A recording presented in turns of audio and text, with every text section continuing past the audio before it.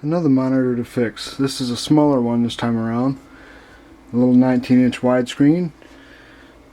It's a LG model W1952TQ. It's not very old. In fact, I read some reviews online, and this is one of the better ones. It's supposed to have pretty good contrast ratio and good brightness and all that good stuff. It's got DVI and VGA inputs. I got this on eBay for really good price, in my opinion. It was around 30 bucks, including the shipping, so I couldn't pass it up. As long as the screen's not cracked, I don't really mind other problems. But this does not turn on at all. You plug it in and it makes a bit of a squealing noise, and that's it. So I'm willing to bet it's either bad caps like usual or some other power supply related problem. So let me flip it over and get the back off. Alright, I've got the stand taken off. I can tell this is a cheap monitor. There's no VESA mount and everything's kind of flimsy plastic. This was made in October of 2008, which is quite a bit newer than I'm used to working on for an LCD. Usually when I have an LCD on the bench, it's at least 5 or 6 years old, so it'd be interesting to see what's going on with this one. These are a little tricky to get apart compared to some other ones I've worked on too. The front bezel actually comes off, and you can see there's, well, it's not very good lighting in here for this, but there's latches that hold this front bezel inside the big back plate. And it's pretty tough to remove. I'm just showing how it's started here. I started at the top of the screen, and it's pretty tough in the corners, so I just got to work my way around, see if I can get this the rest of the way off. It was one of the tougher ones I've had to take off. I actually had to stick my fingernails between the bezel and the LCD screen itself and pull up from the inside to get it to unlatch. And I did end up breaking the bottom right or bottom left corner latch, but not a real big deal. I think everything else is intact. I should be able to just lift this assembly out of here now. Alright, got that out. Like I thought, it was just sitting in there. In fact, nothing's even holding the electronics on the back of the screen. It just literally sits inside that plastic frame.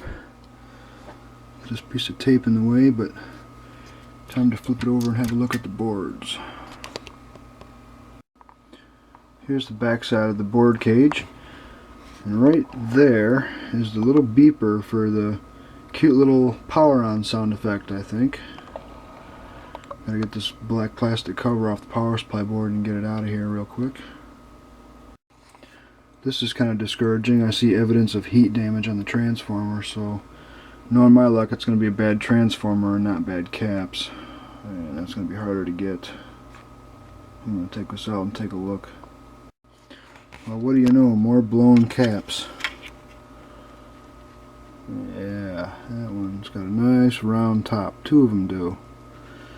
And they're Suscan caps. I know those are not a good one. I've ran into them before. So, let's see. It's 1,000 microfarad, 16 volt. 1,000 at 16, 470 at 35. I think I might have these values in stock. I have to take a look. Looks like I've got exactly what I need to get the at least the critical ones changed. So I'm warming up the soldering equipment right now. I'm gonna see if I can swap these out real quick. I'm actually working kind of fast because it's a work night for me, and I've only got about an hour and a half to play around with this. So see what happens anyway. Okay, 10 minutes later, all the caps are changed. I didn't have a 33 microfarad 50 volt capacitor for here, so I used a 47 microfarad at 50. Should be fine. Another odd one for a monitor anyway, there was a 0.22 microfarad at 50 volt cap here. I did have that one. The rest are all changed out. I used United Chemicon KZE series caps. These are power supply rated. Not particularly long life or anything, but they'll be perfectly good for the job. You know, I don't want to put a bunch of money into this monitor if it's going to have other problems anyway. And the 68 microfarad 450, that cap is probably okay for now. So Let me check the solder joints on the back and see if this thing will fire up. Alright. It's about 15 minutes later. I got this dropped back in the casing here and to preliminary test. And so far, so good.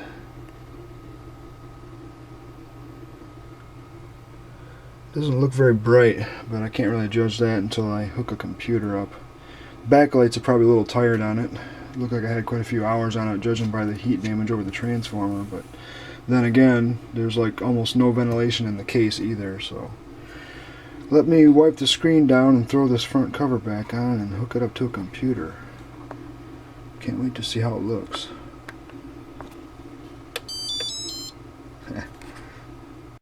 Screen's all wiped down, and I almost forgot to put this bracket back in that holds the stand in place. That would have been bad.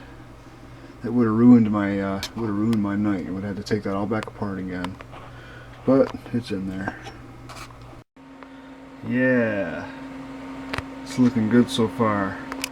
Took me about 25 minutes and a couple of dollars worth of capacitors. Not a bad deal for, I think I paid about 35 bucks for this monitor shipped. So counting the caps, I got about 37 bucks into it and about half hour of my time. Got my W1952TQ system fired up here. I paused it at the BIOS screen just to show you. W1952 at 2.88 gigahertz. Up the bus speed to 320 megahertz. It's normally 200. And the RAM, supposed to run at DDR2 800, is now clocked at 1066. And haven't had any issues whatsoever. I'm going to be liking this.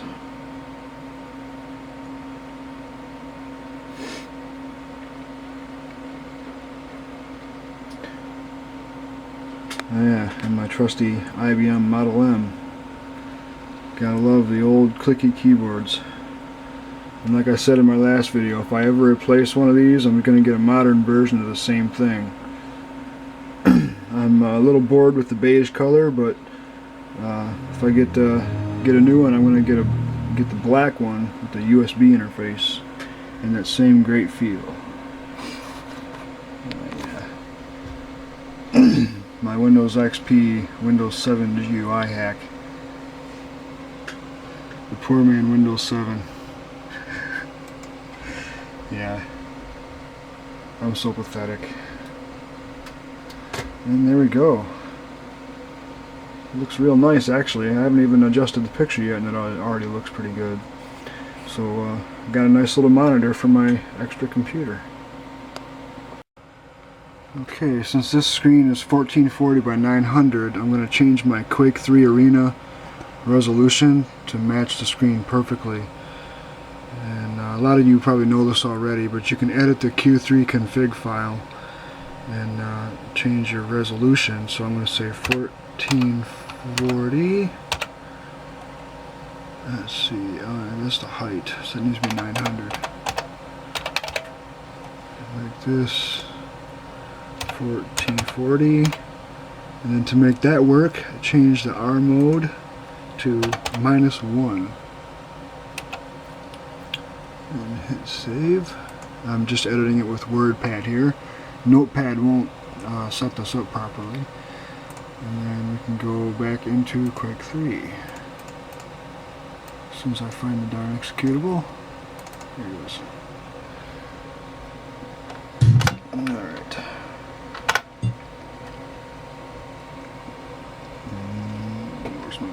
It's hard to hold the camera and do this at the same time. This monitor is just beautiful. Let's check this out. Do some serious fraggage. Can't do this with one hand though, so you have to put the camera down.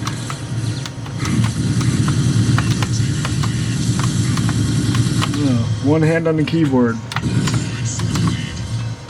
Watch what I'm doing now. Aww. Anyway, the monitor works great. I'll catch you guys later.